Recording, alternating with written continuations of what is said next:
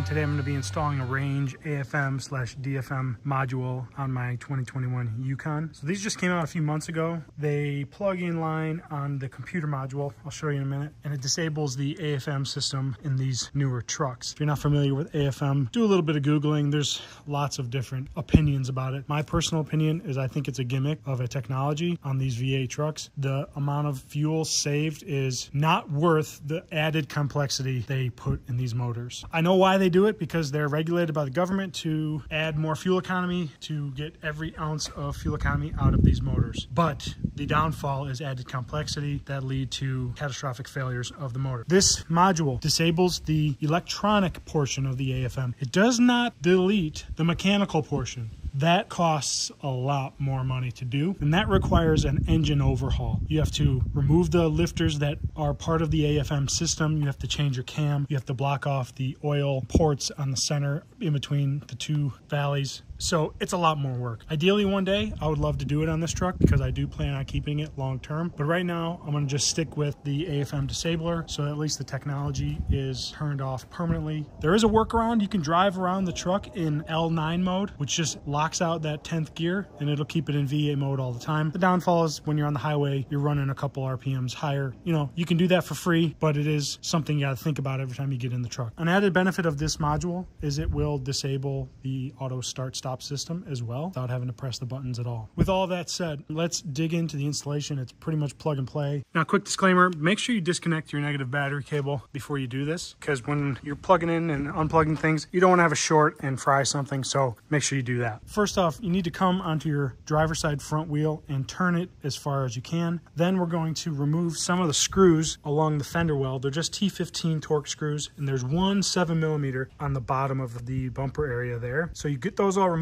Then you can flip this wheel well liner up over the tire. That allows you to get inside to where the computers are, which are right there. So this bottom connector is the one we're going to install the range module on. This is the range module, and it's just an inline thing that gets plugged in. So to get these off, there's a locking tab. There's a red locking tab right here. You can open them up using a little screwdriver or a pick tool like that. Then you're going to push right here, and that releases the lever to get that plug out. Pull that lever over, then you can wiggle that connector off just like that. So now we're going to take our module, and we want the range logo to be on the left hand side, and we're going to slip it over that connector. And this is a spring loaded locking mechanism. You can see the spring in there, and it'll just self attach once you get it in place.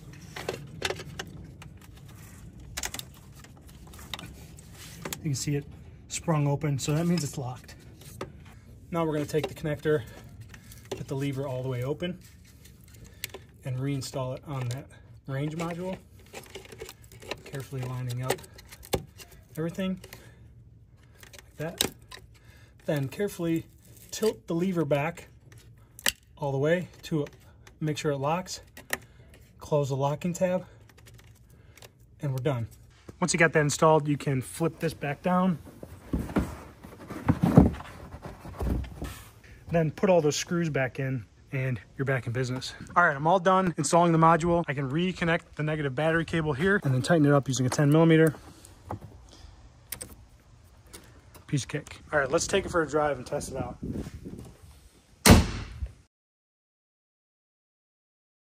So first off, I'd like to apologize because when I recorded this, my phone was connected to Apple CarPlay, and apparently with Apple CarPlay, it doesn't record audio. So you get to hear me voice over it this next couple minutes. So when I started up the truck for this test drive, I didn't get any warnings, no check engine lights, nothing, just a normal startup. When I pulled out of the driveway, I did not press the auto start stop button at all like I normally do. I just left it alone. Then I drove like normal in drive for this test drive. I took the truck on a 25-mile cruise with varied types of driving, a couple of stop signs, a couple of stop lights, speeds between 35 miles an hour and 65 miles an hour, and everything in between.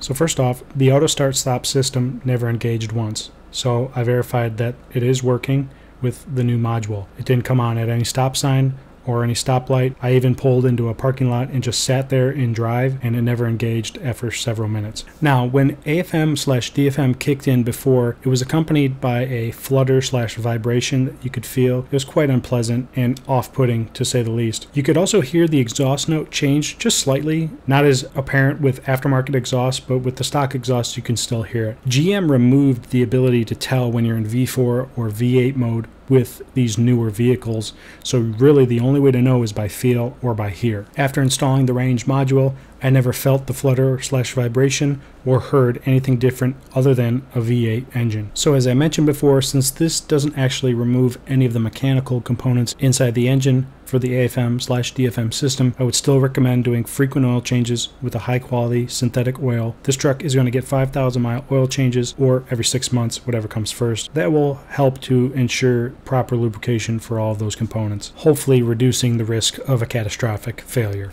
Another feature that's built into these motors is something that's called zero-cylinder deceleration/coast mode, where the engine shuts off fuel to all the cylinders under certain conditions when decelerating or coasting. So if you have an aftermarket exhaust, you are probably still going to hear that happening because your exhaust is obviously allowing more sound to get through, and people have complained that this zero-cylinder deceleration mode is quite annoying in their opinion. Basically, what's happening is when the engine resupplies fuel and spark upon exiting zero-cylinder mode, you're hearing the engine sort of roar to life again, but not the same sound as if it was like a cold start. I've heard it described as a tweet or a squeak when that mode exits. Range Technology has commented on it, and they said that during their extensive testing of this feature, they opted to leave it engaged when their module is installed. By disabling the zero-cylinder coast/deceleration, it resulted in a severe drop in fuel economy, which they assumed most people would not be happy with. For what it's worth, on my 5.3 liter, I never heard or felt zero-cylinder mode with the stock exhaust. And the 25-mile average fuel economy for this trip was 19.9